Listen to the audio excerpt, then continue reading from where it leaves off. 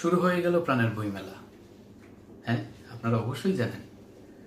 তবে একটা বিষয় কি, আমরা এই যে এখন বইমেলাকে এত সাড়ম্বরে দেখি, একটা সময় কিন্তু বা এর শুরুটা কিন্তু এতটা সাড়ম্বরে কিংবা এতটা সহজ ছিল না। চলুন একটু বলি এই বইমেলা সম্পর্কে। শুরু হয় 1972 সালে।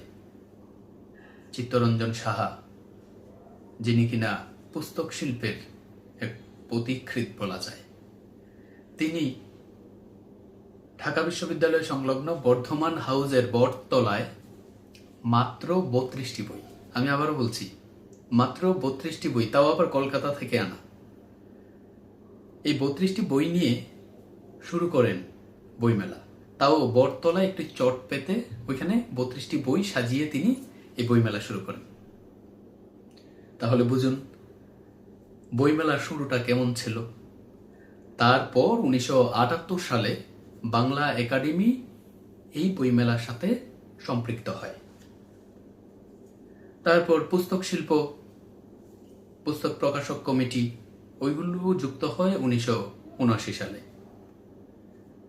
1984 সালে সাড়ম্বরে বইমেলা উদযাপিত হয় বা আয়োজন করা হয়। আবার এইভাবে যখন চালু হয়েই গেল, সেটা বাংলা একাডেমি প্রাঙ্গণে হতো। তো এইবার যখন সাড়ম্বরে হতে থাকলো, দিন যতই যাচ্ছে এই আয়োজন বড় হতে থাকছে, বইমেলা মানুষের প্রাণের মেলায় পরিণত হলো। বাংলাদেশের যত মেলা আছে সবগুলো মেলার মধ্যেই অন্যতম হচ্ছে আমাদের বইমেলা। তো 2014 সালে বাংলা একাডেমি প্রাঙ্গণ থেকে এই বইমেলাকে সোহরাওয়ার্দী উদ্যানে স্থানান্তর করা হলো।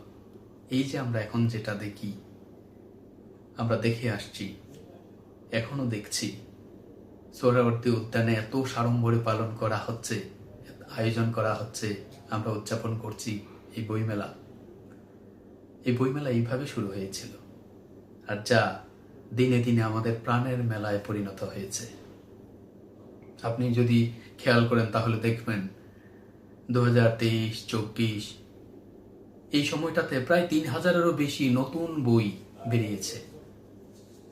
আর বই বিক্রয়ের যদি অ্যামাউন্ট দেখেন, সেটা 4 কোটি 5 কোটি এরকম ছাড়িয়ে গেছে। এইভাবেই হচ্ছে মাত্র 32টি বই থেকে সাড়ম্বরে পালিত হচ্ছে এখন, বা সাড়ম্বরে আমাদের বইমেলা প্রাণের মেলা হিসেবে উদযাপিত হচ্ছে। আমরা আমাদের প্রাণের মেলায় যাব, আপনারাও আসুন, প্রিয় লেখকের বই সংগ্রহ করুন, নিজে সংগ্রহ করুন, অন্যকেও সংগ্রহ করার জন্য উৎসাহিত করে তুলুন। নিজে বই উপহার দিন, অন্যকেও বই উপহার দিতে উৎসাহিত করে তুলুন। সকলেই ভালো থাকুন।